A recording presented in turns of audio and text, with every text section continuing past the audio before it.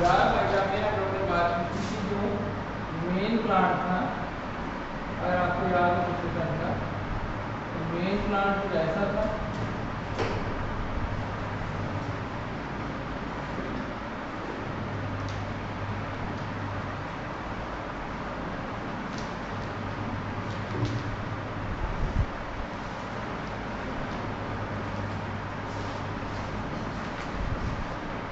Main plant जो है कुछ ऐसा था।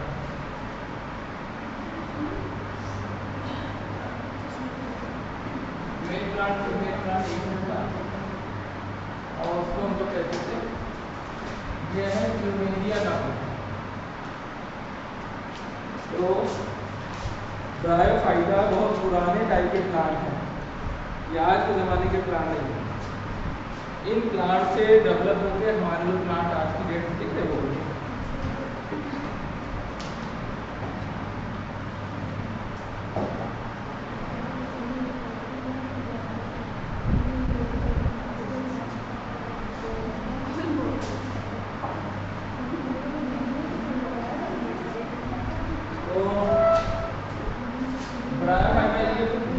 पूरी बात हम लोगों ने कर ली थी, पूरी बात साइकिल हम लोगों ने पढ़ ली थी पिछले टाइम से।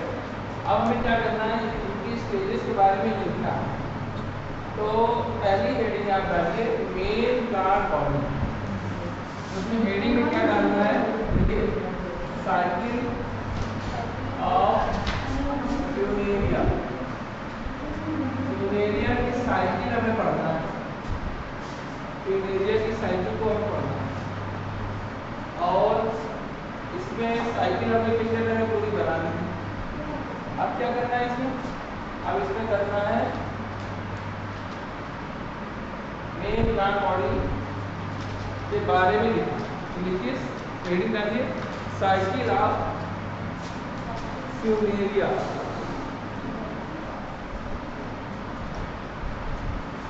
Cycle of plumeria, cycle of plumeria.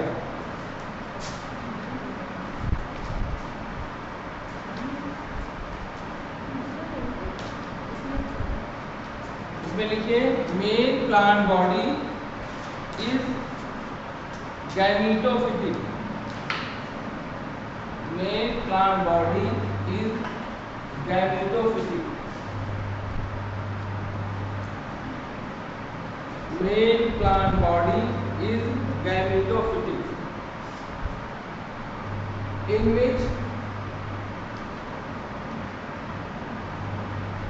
each cell of the leaf, stem and root. Each cell of the leaf, stem and root contain haploid number of chromosomes. Contain haploid number of chromosomes.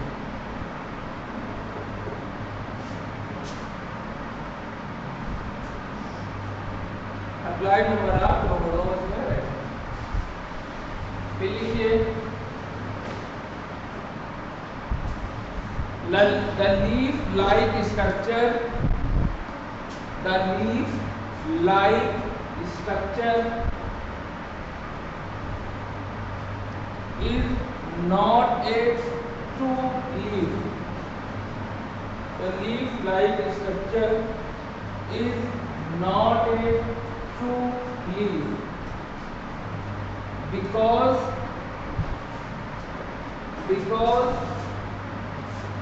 it has haploid number of chromosomes. Because it has haploid number of chromosomes.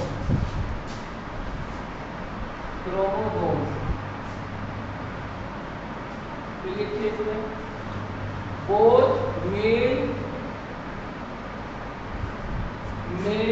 reproductive part, both male reproductive part named as Anthridium,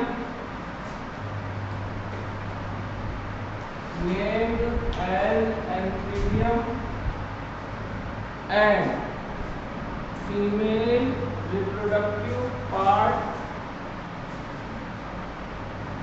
named as Archegonium,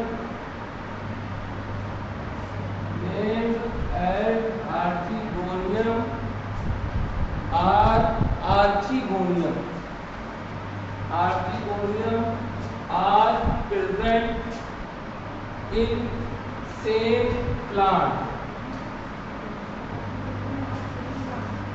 Present in same plant. जो पिछले time पे life cycle बनाई थी उसी के बारे में theory लिखा। तो ये जो मेन प्लांट ऐसे बनाया था इसके बारे में लिखा है कि इसके अंदर क्या क्या होता है। तो समझा दिया था पूरी साइकिल, इसमें लिखना जरूरी है, मतलब याद नहीं होगा। तो मेन क्लियर की बात हो। दूसरी बात लिखिए, this condition is called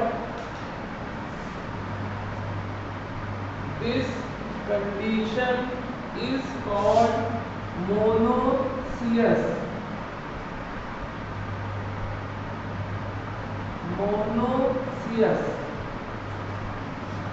This condition is called monoecious, and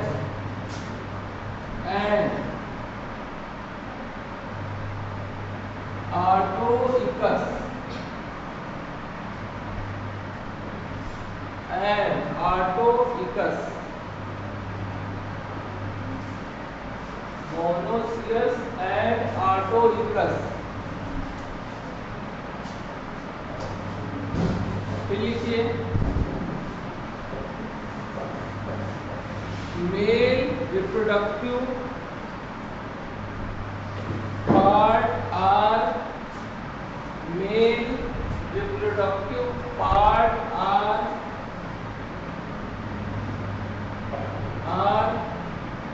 in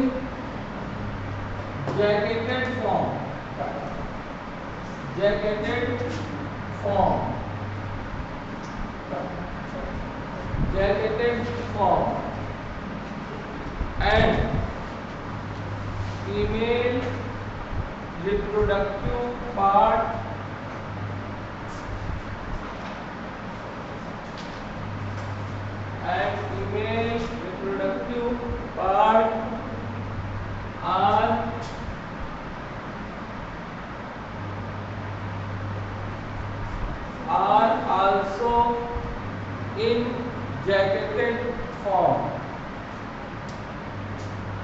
are also in jacketed form,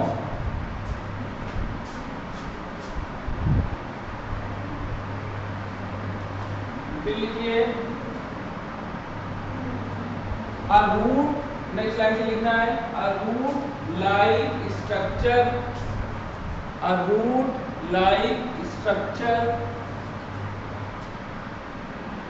named as rhizoid,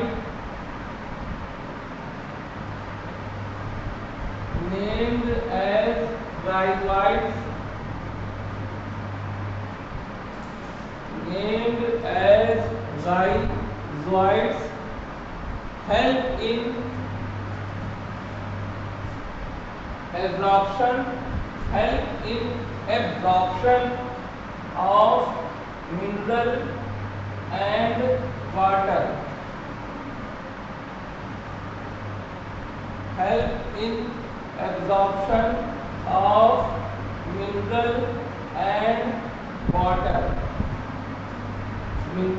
and water,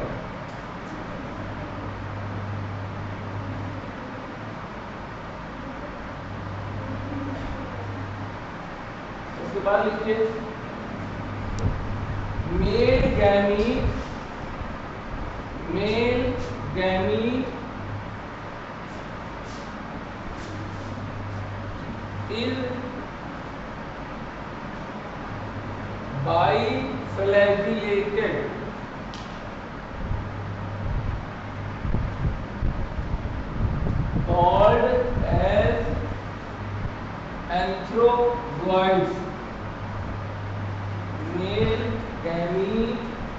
is biflagellated, called as anthrozoids.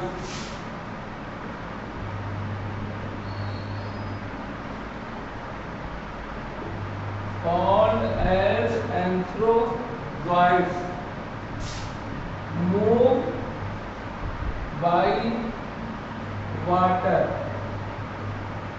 into the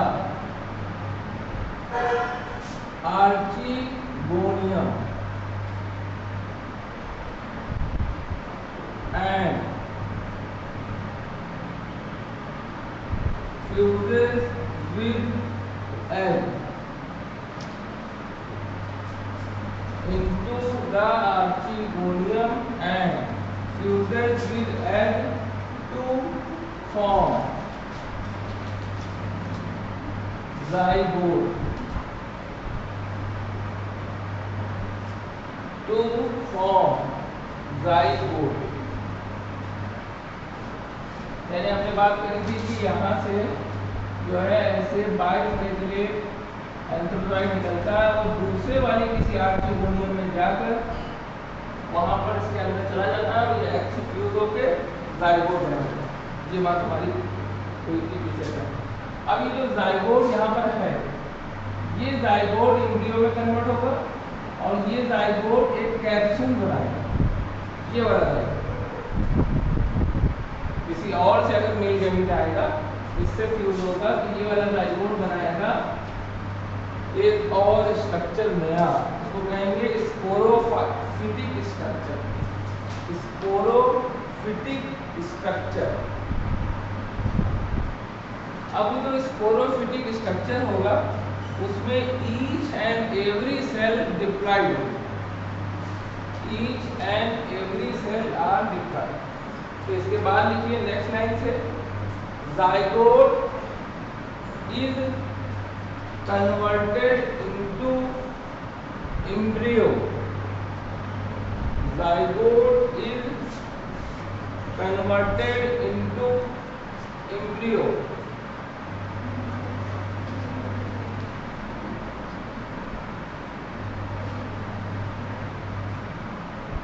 Embryo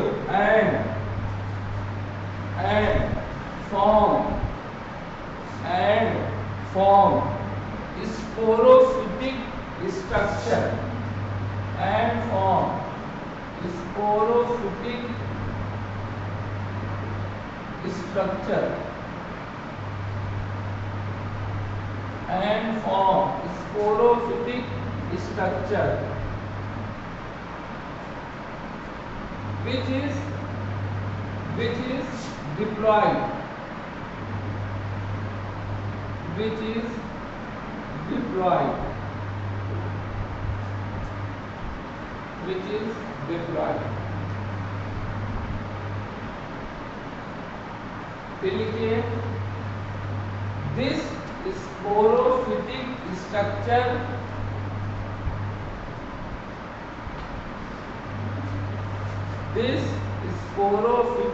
structure is partially dependent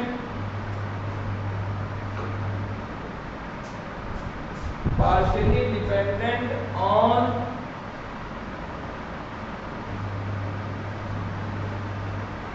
gametophytic mother plant, partially dependent on gametophytic mother plant,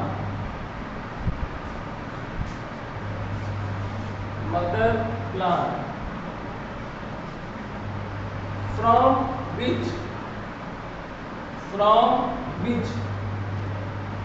absorb mineral and water, from which absorb mineral and water by the help of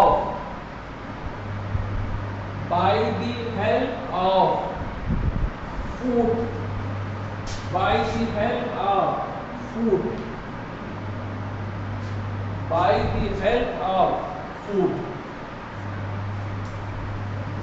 फिर इसमें लिखिए sporophytic diploid structure,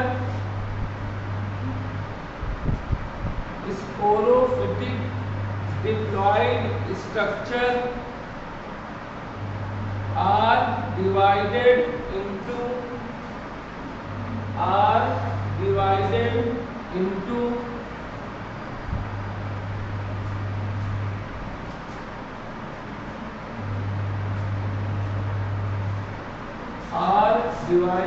into food,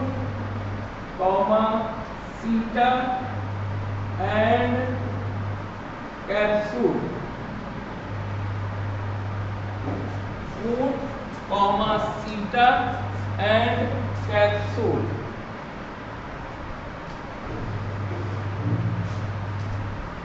Seta and capsule. फिर लिखिए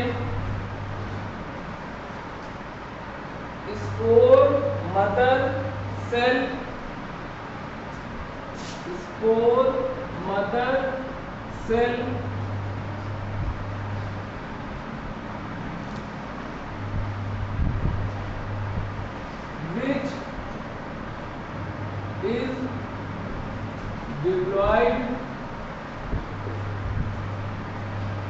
which is diploid, undergoes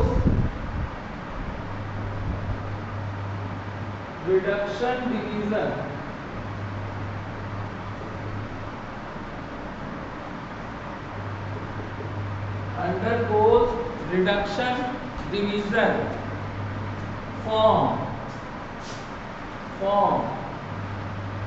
haploid spore, haploid spore,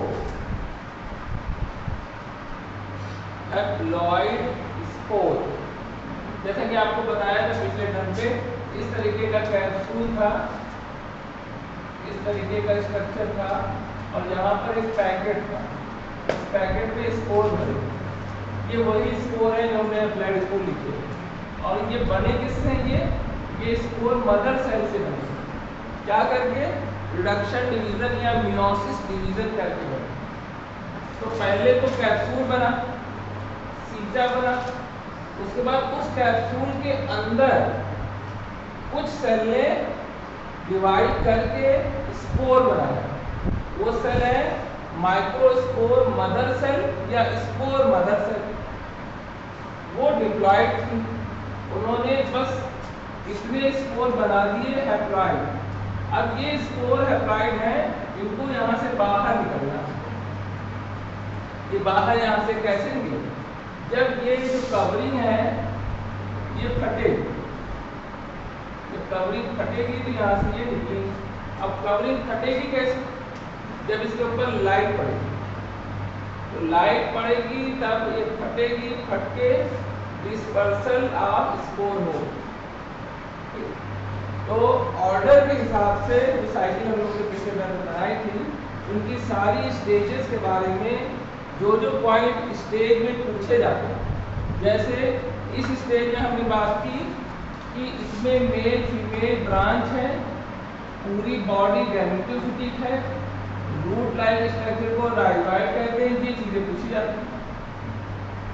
इसमें जब fertilisation हुआ ये बना, तो इसमें क्या पूछा जाता है, इसमें ये 3 लेयर जो हमने पिछले टाइम जो आपको लेनी की थी वो पूछी जाती है, और प्लस ये रिडक्शन डिवीजन के बारे में पूछा जाता है कि रिडक्शन डिवीजन कहाँ होता है, तो कैप्सूल के अंदर होता है, और क्या बनता है, हैप्लॉइड स्पोर बनता है।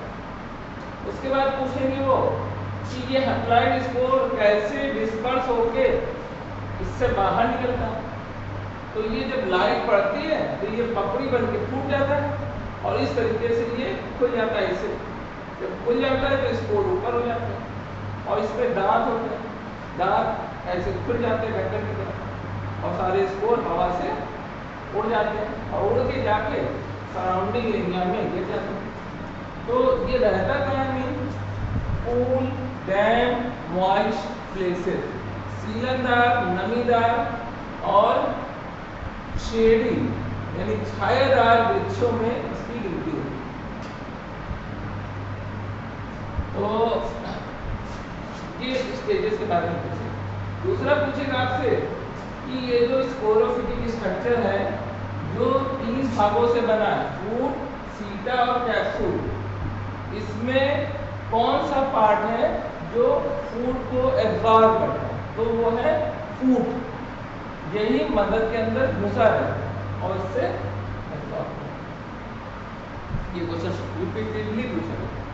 और दूसरा क्वेश्चन इसे पूछेंगे, फूड की एक सेल है, उसका क्रोमोसोम नंबर डिप्लॉइड होगा कि हैप्लॉइड होगा? तो उसका डिप्लॉइड होगा। क्यों? क्योंकि ये तीनों स्ट्रक्चर स्पोरोफाइट है और स्पोरोफाइट का क्रोमोसोम नंबर हमेशा 12 होता है। स्पोरोफाइट का क्रोमोसोम नंबर हमेशा 12 होता है, नहीं होता। ये की बात हो गई। अब हम लोग किस बात पे बात करने जा रहे हैं? अब ये बन गया है, अब इससे फूटेगा और स्पोर बाहर निकलेगा कैसे? तो लिखिए, spore dispersal, spore dispersal is by, spore dispersal is by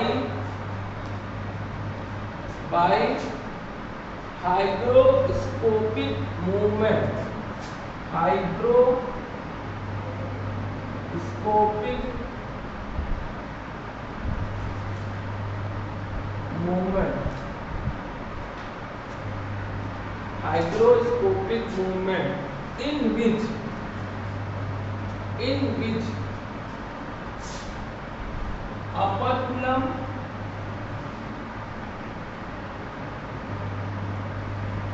get removed, in which operculum get removed,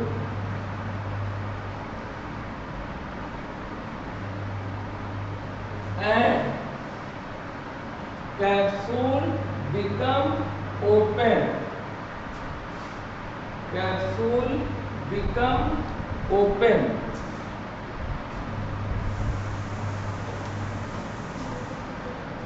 तो लिखिए, नेक्स्ट लाइन से लिखना है, due to movement of peristomial teeth, due to movement of peristomial teeth, spores get dispersed, spores get dispersed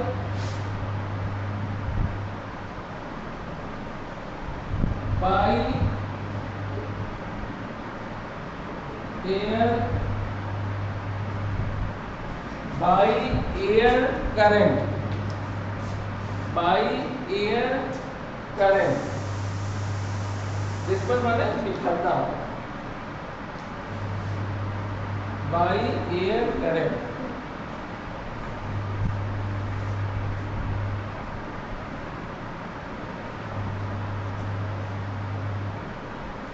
तो लिखिए, these, next line से लिखना, these spore when fall on, these spore when fall on moist soil, these spore when fall on moist soil, moist soil, form primary protonema, form primary protonema।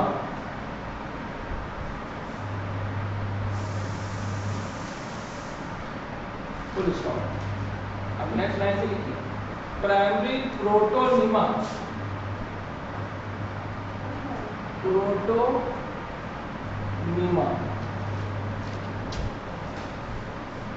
अब लिखिए this, नहीं बस next line से लिखिए, नहीं क्योंकि तो लाइन को कंप्लीट किया हमने, प्राइमरी प्रोटोनिमा, फिर नीचे लाइन से लिखिए this primary protonema,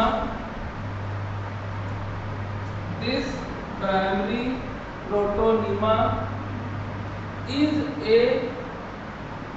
creeping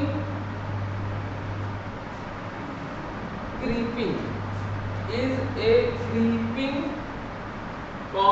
branched prostate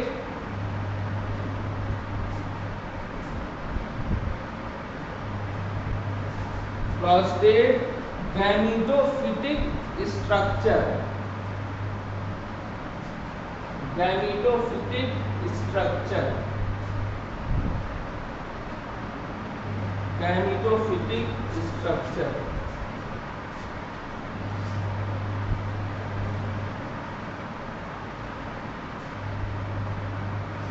structure, full stop. फिर लिखिए this primary protonema, next line से लिखिएगा this primary protonema developed rhizoid and main plant body, bilateral bud, bilateral bud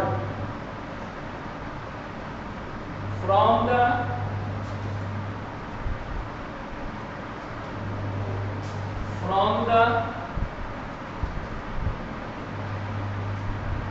lower and upper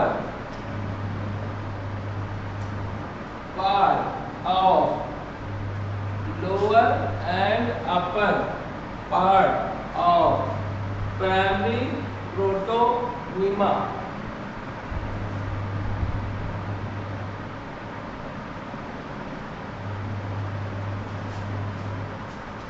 इनका कहने का मतलब ये है कि नीचे के हिस्से से राइजॉइड निकलेगा, ऊपर के हिस्से से लेटरल साइड से नया प्लांट निकलेगा।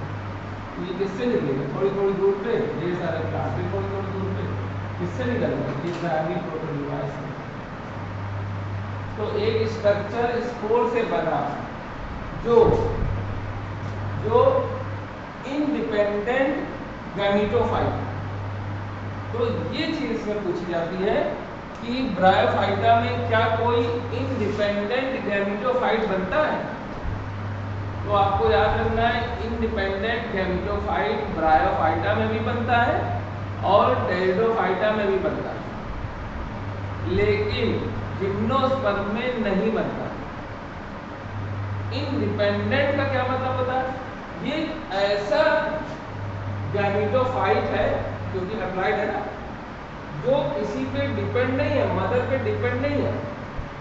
ये अकेला घर से निकला था और कहीं जाके गिर गया, इसने अपना स्ट्रक्चर पूरा बनाया और इसने नया प्लान बनाया। कैसे तुम अकेले घर से निकल जाओ 15 साल की उम्र में, और फिर जो है जैसे फिल्मों में होता है, फिर 25 साल की उम्र में लौटो और वो तरक्की करके थोड़ी सी गाड़ी और ये वो हो जाता है फिल्मों में, 10 साल में वो और बदल जाता है।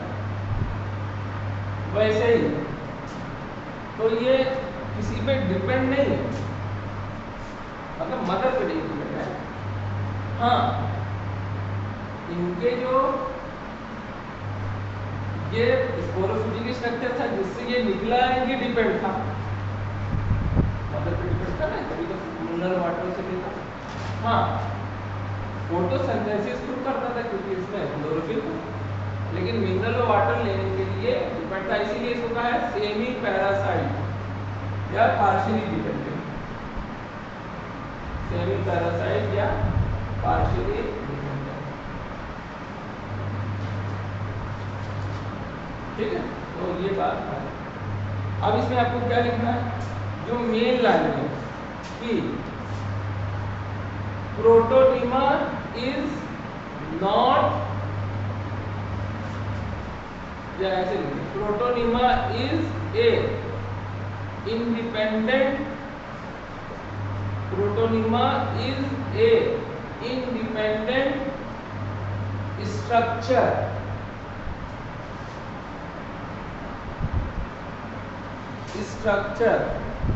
means that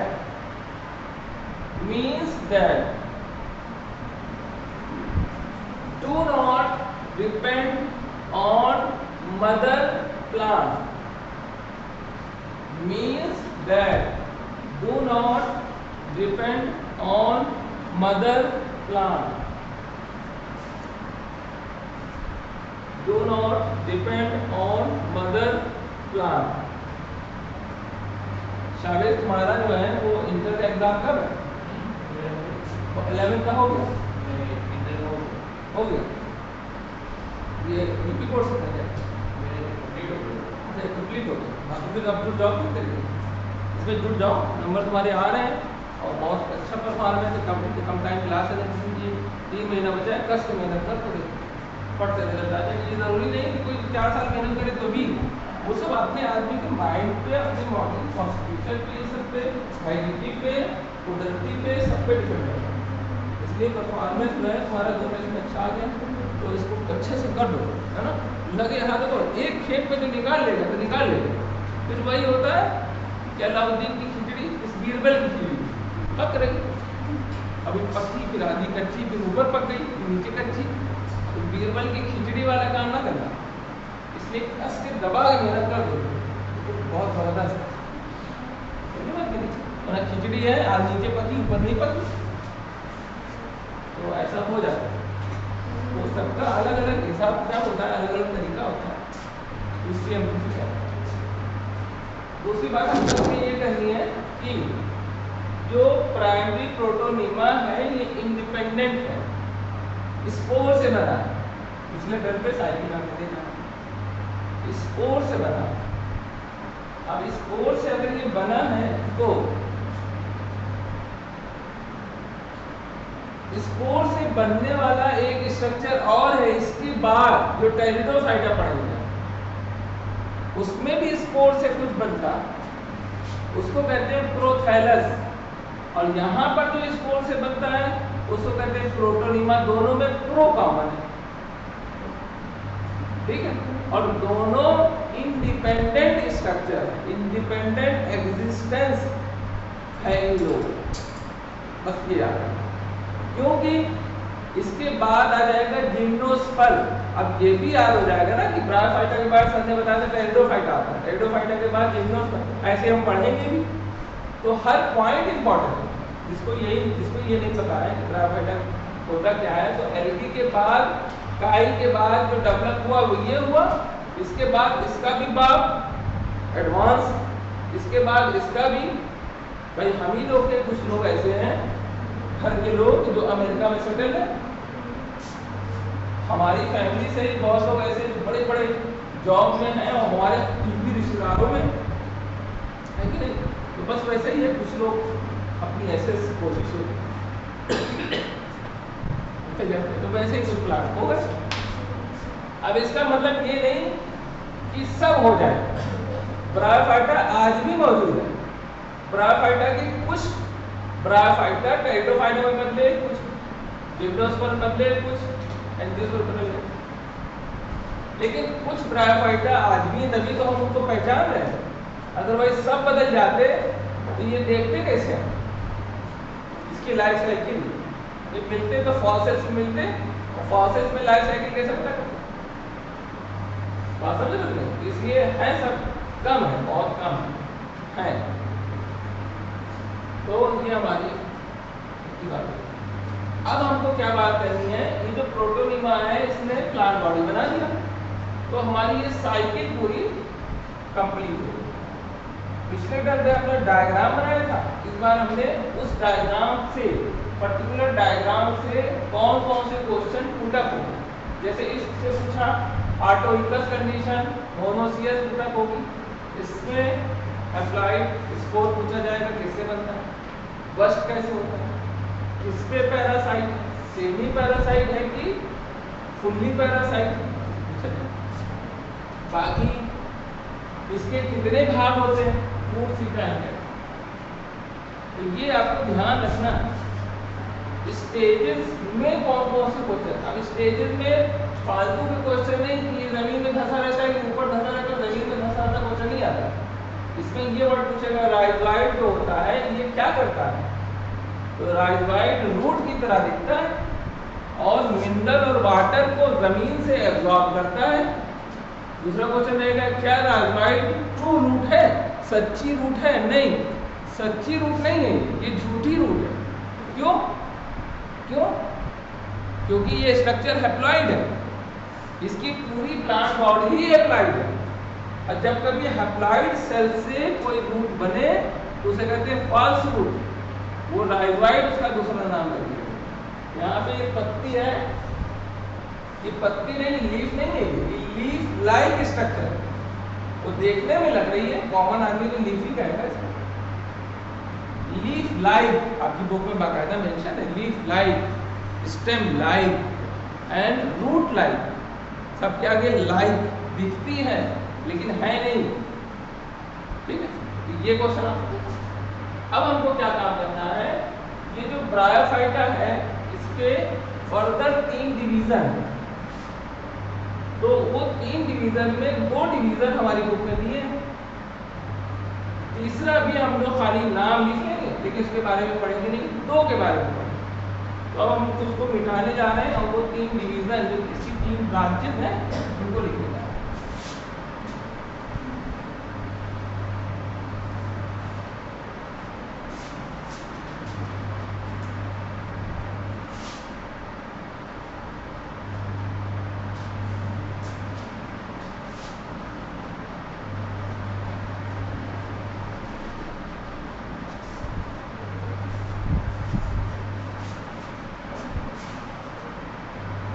तो इसकी जो पहली डिवीजन है that is liverwort. Liverwort हमारे को बताया वो लीवर बर्ड। दूसरी डिवीजन है लीवर बर्ड, इसको कहते हैं हीपैटी कॉप्सिडा। हीपैटी कॉप्सिडा। दूसरे कहते हैं एंथोसिरोटॉप्सिडा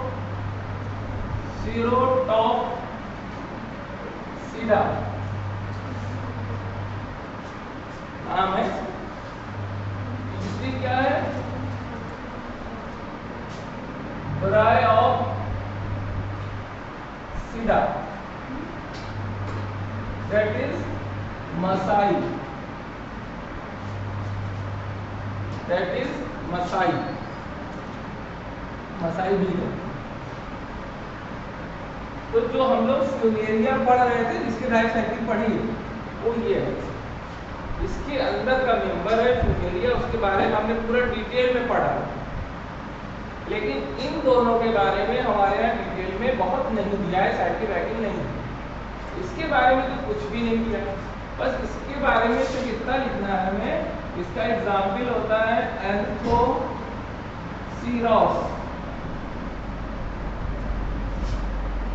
और इसके बारे में दिया है पॉइंट। इसके 2 एग्जाम्पल होते हैं, एक होता है रिक्सिया और दूसरा होता है मार्केंशिया। तो 2 एग्जाम्पल इसके दिए, ठीक। इसमें रिक्सिया आपके में नहीं दिया बुक में।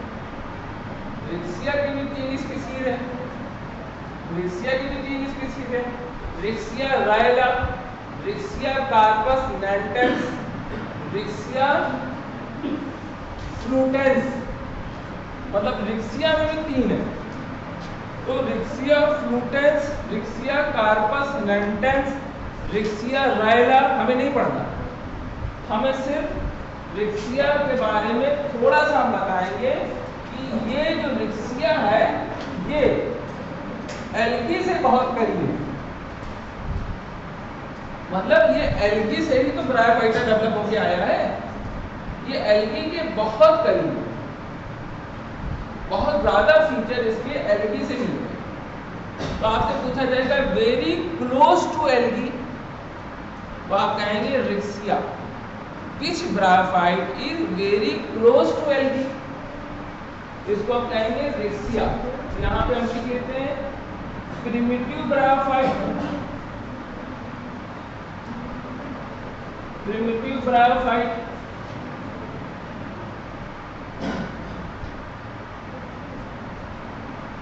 Very close to algae.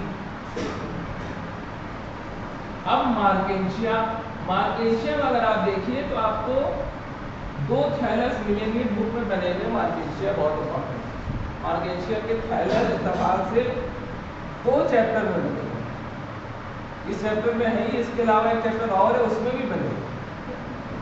Marchantia का थैलस अगर आप देखिए, मार्केंशिया का थैलस मतलब प्लांट है, और थैलवाइड है मतलब बहुत clearly leaf stem and root नहीं है, इसको कह दिया क्या थैलवाइड ऑर्गेनाइजेशन। जैसे एल्गी था, एल्गी का जो ऑर्गेनाइजेशन है वो थैलवाइड ऑर्गेनाइजेशन।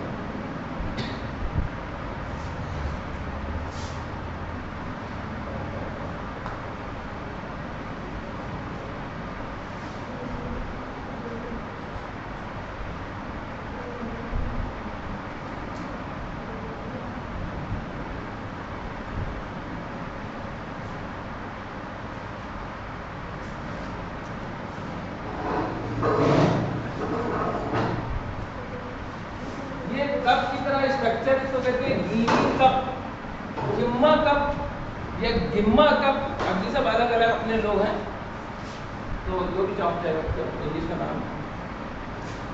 ये है क्या, ये फीमेल थैलस है,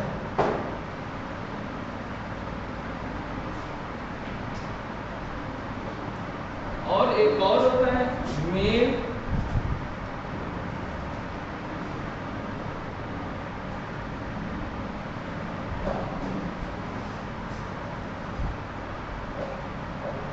इसमें भी गिम्मा कप होता है। ये है आर्किगोनिया,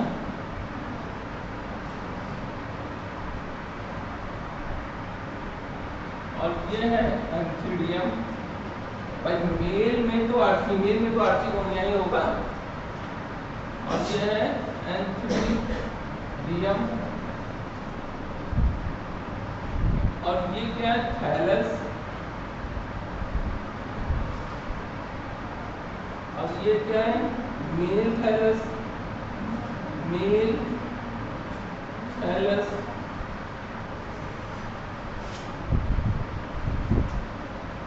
तो गिम्मा कप ये हमने मार्केंशिया के बारे में बताया। तो ये जो हेपेटिक कॉक्सिडा है ये काफी प्रिमिटिव टाइप का होता है, तो मोर प्रिमिटिव होता है, और इसका जो शक्ल सूरत है, अब इसके बारे में हम कुछ नहीं लिखेंगे, बस जो लिखेंगे सब इसी के बारे में यहाँ लिख के चले जाएंगे। इसका जो स्ट्रक्चर है वो लीवर लाइक होता है, तो थैलस होता है इसका, थैलस इज लीवर लाइक, होता है डॉर्सो वेंट्रली फ्लैटेंड, मतलब डॉर्सो वेंट्रली फ्लैटेंड मतलब चिपटा होता है, डॉर्सो वेंट्रली फ्लैटेंड चिपटा होता है। और क्या ग्रीन होता है, फोटोसिंथेटिक होता है, वो तो रहेगा ही, प्लांट तो नहीं, ग्रीन फोटोसिंथेटिक।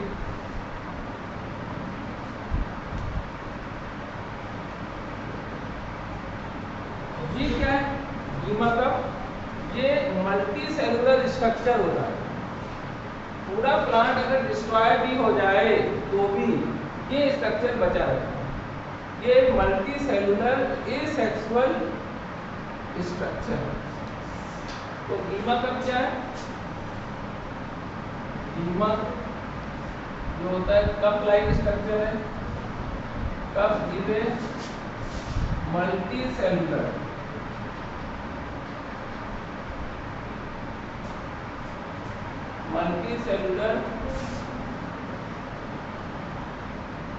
एसेक्सुअल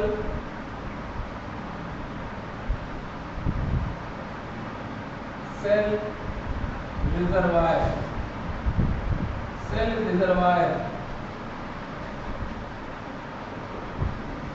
अब ये फेवरेट एडवर्स कंडीशन में ऐसे ही पड़े रहेगा, रेस्टिंग फॉर्म में, लेकिन जहां फेवरेबल कंडीशन आएगी ये नया मार्केट बना देगा।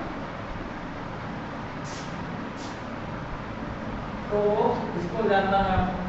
दूसरी बात क्या है, इसका जो हेपेटिक ऑक्सीडा का जो स्पोरोफाइट होता है उतना खूबसूरत नहीं है जितना कि मसाइल का हमने ब्रासिडा का काफी अच्छा सा कैप्सूल बनाया। कहाँ खूबसूरत, इसका उल्टा सा है। तो कैप्सूल या sporophyte, sporophyte is not elaborated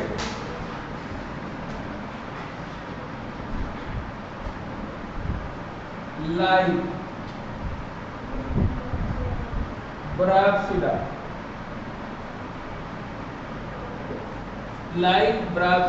ब्रासिडा की तरह बहुत इलाबोरेटेड नहीं है, प्रिमिटिव टाइप का।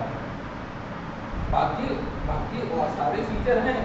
और ये और चौंकाने वाली बात आपको हम बता रहे हैं, इसका तो पार्शियली डिपेंडेंट है कैप्सूल, इसका जो कैप्सूल है रिक्सिया का ये फुल्ली डिपेंडेंट है। मतलब कैप्सूल सब में है लेकिन फुल्ली डिपेंडेंट होना मतलब उसके पास अपना क्लोरोफिल भी नहीं। रिक्सिया के केस में ऐसा होता है, हालांकि उसकी साइकिल हमारे यहाँ कोर्स में नहीं है इसलिए आपको नहीं बताया। तो फुल्ली डिपेंडेंट है। बाकी और क्या, और इसमें वही फूड सीटा और कैप्सूल जैसे उसमें थे वैसे इसमें। रिक्सिया में तो सीटा ही नहीं होता है, फूड सीटा कैप्सूल तीन होने चाहिए। इतना प्रिमिटिव है, एक तो फुल्ली डिपेंडेंट है ऊपर से सीटा नहीं, आप समझ लीजिए। तो sporophyte is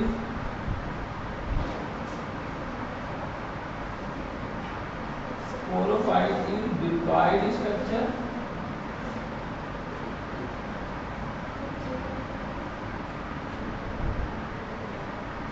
sporophyte is diploid structure divided into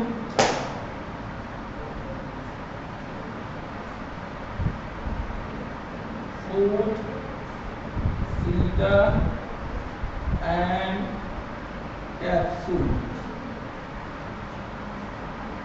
food सीटा एंड कैप्सूल। अब जैसे वहां पे कैप्सूल में रिडक्शन डिवीजन होता था वैसे यहाँ पे भी हो रहा है।